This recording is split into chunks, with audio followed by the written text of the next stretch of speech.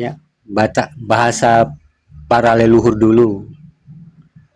Mengaji, ya, mengaji itu bukan kita baca Al-Quran tapi mengkaji, ya. Mengkaji, ngaji namanya, kamu kaji, ya. Nah, itu bahasa leluhur, itu bukan bahasa Arab, ya. Nah, artinya dulu para wali-wali kan mereka rajin mengkaji Al-Quran tuh. Makanya muncullah kata-kata ngaji, ya, ngaji. Nah, gitu. Makanya kalau kita ngaji, kalau dia baca Al-Quran itu bukan ngaji. Orang yang mengaji itu yang mentadaburi Al-Quran, yang belajar memahami Al-Quran dalam kodat-kodat hijaiyah tadi. Atau dia memandang Al-Quran itu dengan apa yang bentuk di dalam dirinya. Nah, jadi di sini sedikit saya menjelaskan, ya, apa kalau yang dikatakan di dalam Al-Quran itu tentang surat An-Nas, ya, An-Nas itu adalah kitab diri kita, ya. An-Nas itu kitab diri kita. Kalau surat Al-Ikhlas itu kitabnya Allah, ya, kitab Allah tentang Allah, ya, tentang Allah itu sendiri, ya, dengan hamba. Itu Al-Ikhlas. Kalau An-Nas itu kitab diri. Kalau saya mengatakan diri di sini, jangan kita merasa diri kita, ya, yang diri tadi yang saya pernah katakan, ya. Karena dia kosong sudah menjadi kelihatan, itulah diri, ya, itulah diri. Ini kitab diri, ya. Waalaikumsalam warahmatullahi wabarakatuh. Tapi di dalam kitab diri ini yang dikatakan surat An-Nas ini, apa marifat yang dikandungnya, gitu, ya. Kalau kodratnya kan kita sudah pernah paham, ya. Kodratnya itu ada Robin Nas, ya, ada Malikin Nas, Ilahin Nas. Ini kodrat. Ya, ini kodrat. Jadi ini yang paling penting, ya. Itu yang paling penting karena dari dulunya, ya, dari sononya saat kita dilahirkan sudah ada Robin Nasnya, ya, sudah ada Malikin Nasnya, sudah ada Ilahin Nasnya. Makanya dikatakan kudrat, ya, kodrat namanya. Artinya sesuatu kejadian yang memang dari dilahirkan sudah ada. Ya, kalau makom itu penempatan, ya, penempatan atau tingkatan. Kalau kodrat itu sesuatu yang memang dari dulunya memang sudah ada wadah itu, ya. Itu namanya kodrat. Ya, kalau untuk maujud pembuktiannya maka dikatakan min saril waswasil kanas allazi, ya, sufudurin nas. Nah, ini yang harus kita gugurkan, ya. Gugurlah 3 sifat batil, berdiri 3 sifat yang hak, ya. 3 sifat yang hak itu Robin Nas tadi, Malikin Nas, Ilahin Nas, ya. Itulah yang dikatakan yang awal dulu, ya. Itulah yang ditatap awal dulu, yang akan harus kita tundukkan, ya. 3 sifat batil ini, ya, min saril waswasil kanas ini, keraguan-raguan terhadap diri kita, allazi sufudurinas dengan minal jinati wanas, ya. Itu yang harus kita tundukkan, ya, tunduk atas kebangkitan Robnya, ya, kebangkitan Robnya tadi Robin Nas, Malikin Nas, Ilahin Nas, ya. Lalu kita bertanya di sini mana yang Robnya itu, ya. Lalu apa wujud Rob itu? Wujud, ya, dia mengatakan wujud ini, ya, berarti tidak kelihatan, ya. Wujud kosong. Mana wujud Rob itu? Mana Robnya, kekuasaannya, ya, kekuasaan. Man arofa nafsahu fakot aroha rabbahu. Rabbahu, kekuasaanku. Lalu apa wujud Rob itu? Ini yang harus kita pelajari, ya. Apa wujud Rob itu yang berkuasa? Seperti apa bentuk kekuasaannya di dalam diri kita? Itulah wujud yang akan kembali nanti. Kalau kalau kita ditanya dalam cerita syariat, kita ditanya nih oleh Mungkar dan Nakir, ya. Tapi di sini Allah sudah ajar kita. Ya, Allah sudah mengajarkan kita pemahaman, Allah sudah menurunkan pemahaman, ya. Makanya dikatakan kulu, bilanglah. Ya, kulu, bilanglah, katanya Tuhan itu, katanya Allah, bilanglah, katakan. Ya, katakan saya yang menguasai kamu. Saya Tuhan kamu. Ya. Kulu bala saidina. Katakanlah, sesungguhnya saya Tuhan kamu. Ya. Itu akan terjawab apabila hayat kita ini, kehidupan kita ini, hidup kita ini 24 jam untuk menerapkan seperti itu. Ya, 24 jam kita hidupkan Robin Nas, Malikin Nas, Ilahin Nas. Ya. Karena apa? Karena yang berbicara di situ bukan lagi kita. Ya, tapi kodrat yang akan menjawab. Ya, kodrat yang akan menjawab. Ya. Yang akan menjawab itu kodrat. Kodrat yang mana tadi? Robin Nas, Malikin Nas, Ilahin Nas. Ya, yang bertanya itu bukan siapa, ya, dirimu sendiri. Ya, yang bertanya itu dirimu. Ya, maka kodrat ini yang harus maujud.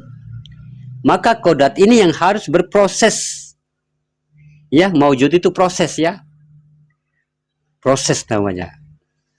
Ya, maka kodrat ini yang harus berproses selalu dalam diri kita. Proseskan diri kita itu selalu dalam diri kita, yaitu ketuhanan yang menguasai kita.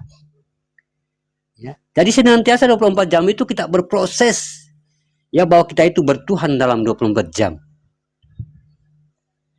Ya, apa itu dalam bekerja, apa itu dalam makan, dan segala macam keseharian kita.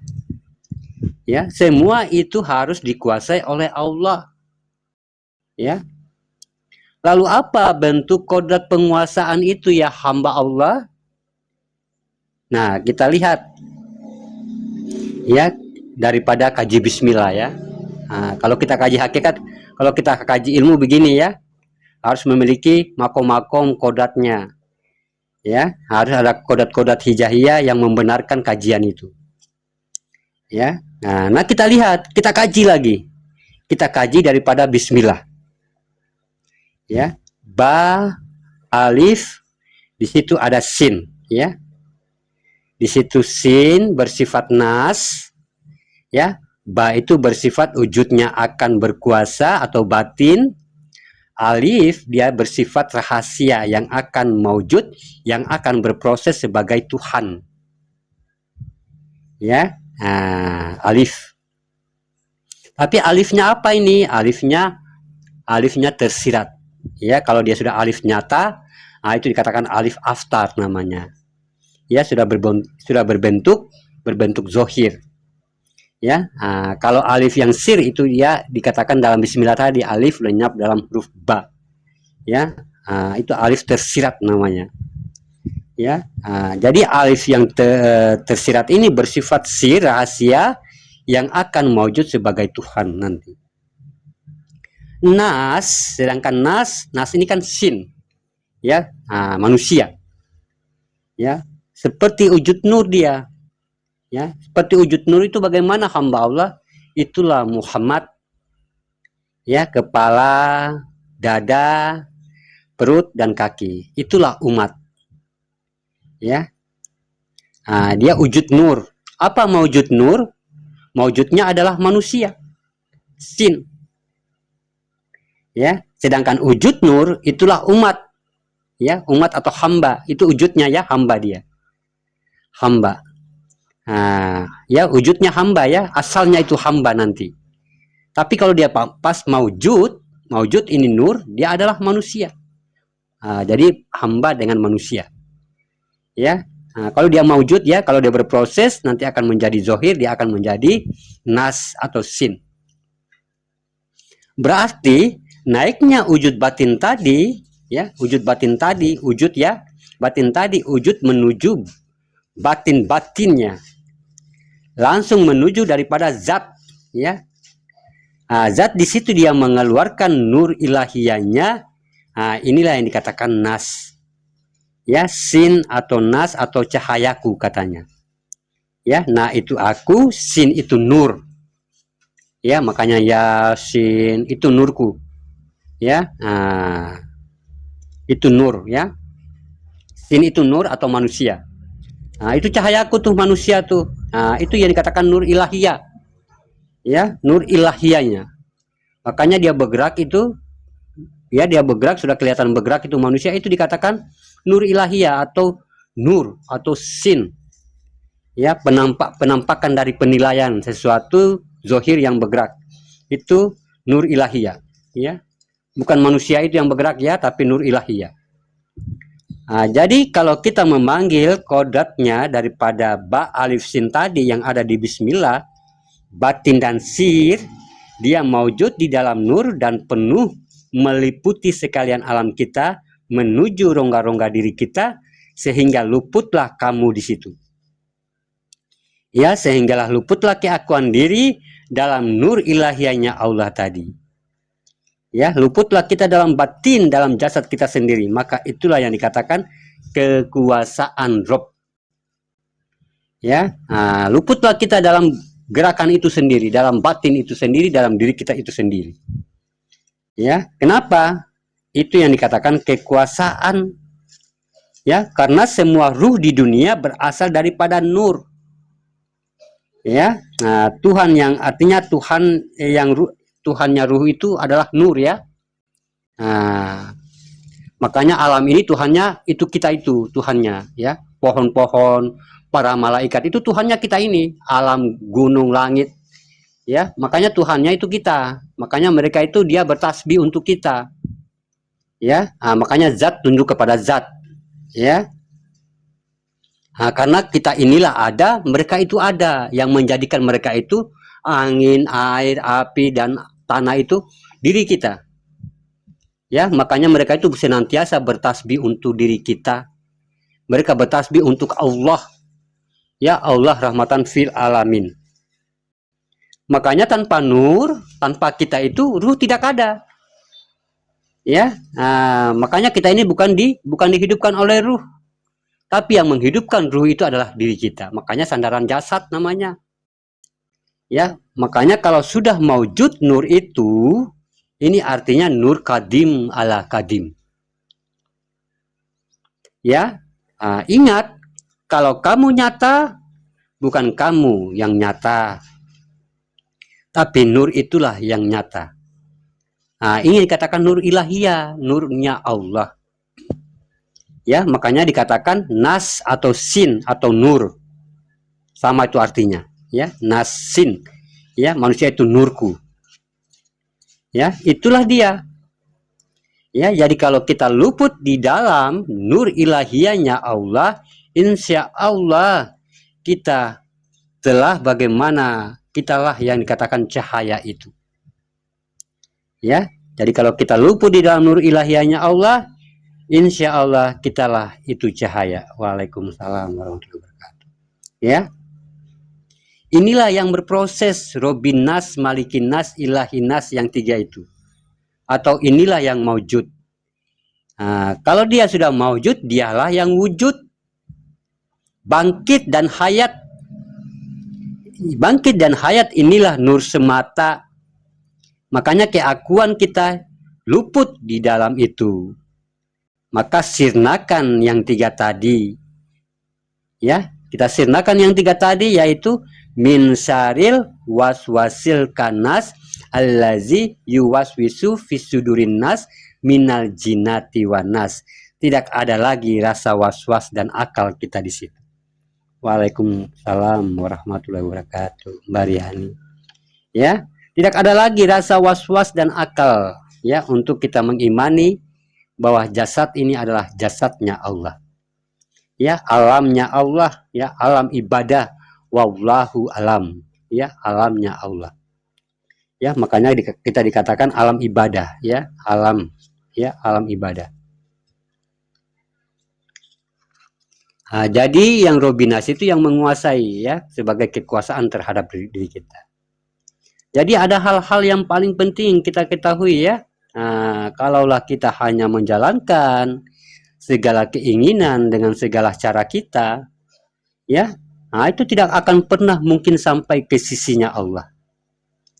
Ya, karena kita tidak memiliki dasar-dasar tauhid yang kuat.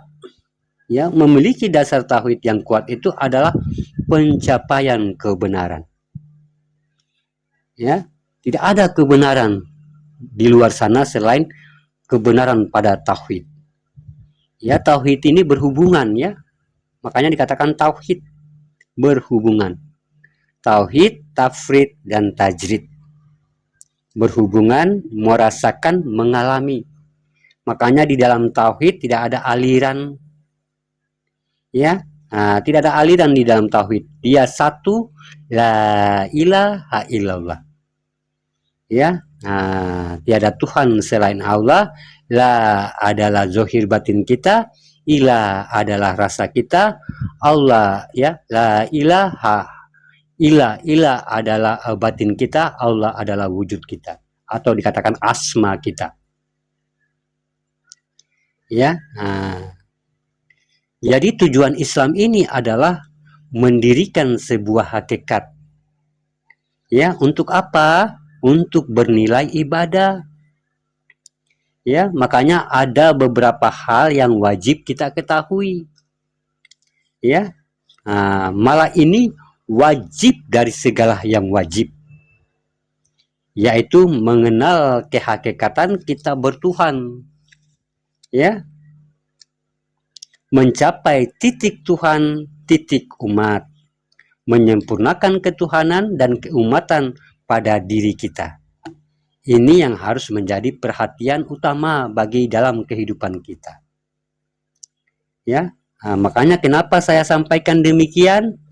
Kalau kita mengaji bentuk ibadah, hakikat syariat, sementara uluhiyahnya ibadah, pangkal pokoknya ibadah, kita tidak tahu, ya, ini akan menimbulkan artinya keakuan diri yang akan berbuat. Ya, kita cuma tahu apa sih ibadah, yang penting jalankan aja. Tapi kalau kita tidak tahu apa makna ibadah itu apa, ya, tidak akan kita mendapatkan yang dikatakan ibadah yang sebenarnya. Ya, ibadah, ya, alif ba, ya, ada dal di situ, ada ha, ibadah. Ya, ini perjalanan, ya, perjalanan batin Allah dalam diri kita. Itu yang dikatakan ibadah, atau sesuatu yang kita lakukan itu sampai ke dalam kolbi kita, ya, sampai ke dalam hati kita, ya. Tapi harus butuh tajali, ya, kita lebur di situ, itu namanya tajali, ya, lebur keakuan kita di dalam yang kosong itu, ya. Jadi sementara uluhiyahnya ibadah, pangkal pokoknya ibadah kita tidak tahu, ini akan menjadi kerugian. Apa pokok ibadah itu hamba Allah? Pokok ibadah itu adalah nyatalah sifat Tuhan dan sifat umat pada wujud diri yang satu. Itu ibadah. Ya, kenapa dibilang wujud umat, wujud Tuhan daripada diri yang satu? Makanya kita kembali lagi, ingat, ya, di sifat salbiyah.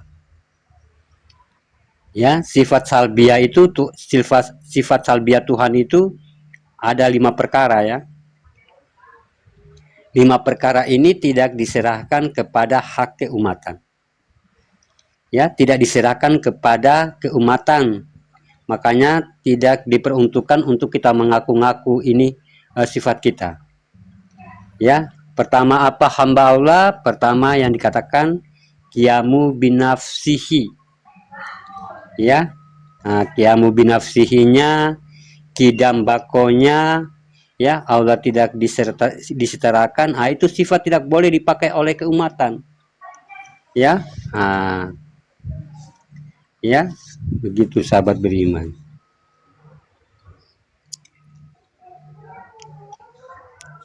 Jadi sahabat beriman, yang dikatakan ibadah itu adalah sumber daripada Tuhan itu sendiri. Ya, Sedangkan sifat nafsiyah itu tentang kehidupannya sendiri. Ya, kalau dikatakan manawiyah itu tentang sifatnya sendiri, sifatnya Allah. Ya, yang sifatnya Allah ini yang tidak ada di Tuhan itu. Ya, tapi Tuhan itu dia bersifat, ya. Nah, dia bersifat untuk sifatnya sendiri. Ya, kita belajar pelan-pelan sahabat beriman. Nah, jadi yang dikatakan ibadah itu yang sampai kepada lubuk hati. Yang sampai kepada lubuk hati dan posisi kita di situ lebur di dalam hati yang kosong tadi. Itu namanya ibadah. Masa tidak bisa kita begitu? Bisa kan? Insya Allah bisa. Ya, nah, kalau kita bantu orang lain, kita niatkan di dalam hati naluri kita harus yakin ya. Harus yakin di situ, jangan kita dipengaruhi oleh akal. Saat kita melihat gerakan ini memberi atau membantu orang lain, inilah gerakan Allah. Ya, harus kuat imannya ya, harus kuat. Jangan kita berperang dengan akal, pikiran. Ya. Inilah gerakan Allah semata. Kita lebur ya, lebur di dalam kekosongan tadi.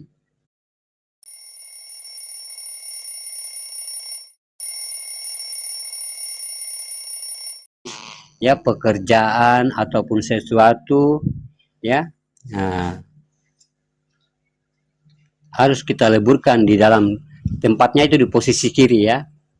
Kalau orang baru belajar itu kalau berzikir ya, nah di situ yang kita harus tempatkan zikir kita ya. Nah, bukan kita sebenarnya yang berzikir, dia yang berzikir nanti ya. Yang penting kita hanya posisinya di situ ya. Kalau kita lagi duduk berzikir, kita hanya fokus kita di tempat yang kosong itu, biarkan dia yang berzikir ya. Nah, kita fokus di situ, baru kita menjalankan munajat kita ya, bicara hati kita ya. Mana tadi yang kita mau zikirkan, la ilaha illallah atau Allah Allah, di situ kita pokoknya setir dia ya, setir dia hidup di dalam diri kita, pada tubuh kita, tapi posisi kita di kolbi. Jangan putus di situ ya, jangan putus kita di situ tempatnya ya, biarkan dia yang berzikir ya. Nah, sampai kamu tidak lagi merasa dirimu. Nah, kalau sudah tidak merasa dirimu, di situ berhenti ya, berhenti, tidak usah dilanjutin, nanti besok lagi. Biar apa? Begini caranya, biar dia menjadi kebiasaan ya. Nah, biar dia menjadi, nggak usah dulu kita cari lama-lamanya, nggak usah dulu ya, menjadikan dulu kebiasaan dulu ya, tiap hari, lama-lama menjadi biasa ya. Jadi pentajalian itu sudah kita mampu ya, kasih keluar, kasih masuk, kasih keluar, kasih masuk, keluar masuk, itu sama saja karena sudah biasa ya. Nah, begitu sahabat beriman, makanya ya itu harus juga diketahui ya. Nah, itu yang dikatakan hakikat kita bertuhan ya, mencapai titik Tuhan dan umat ya. Antara keduanya, di sini kita menyempurnakan ketuhanan dan keumatan pada diri. Ini harus menjadi perhatian kita ya. Makanya kenapa aku adalah aku yang ingin menjadi Tuhan, maka aku jadikan umat, dan aku ingin dipanggil dengan nama Allah.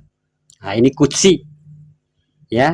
Nah, ini kajiannya, kalau kita masuk di sini, ini tauhudun kajiannya ya, tauhudun bukan tauhid ya. Kalau tauhidin iman ya, iman itu ya, iman harus berpisah umat dengan Tuhan ya. Tuhan di sana, aku di sini, itu iman ya. Nah, itu tauhidin namanya ya. Umat beda, Tuhan beda, itu tauhidin ya.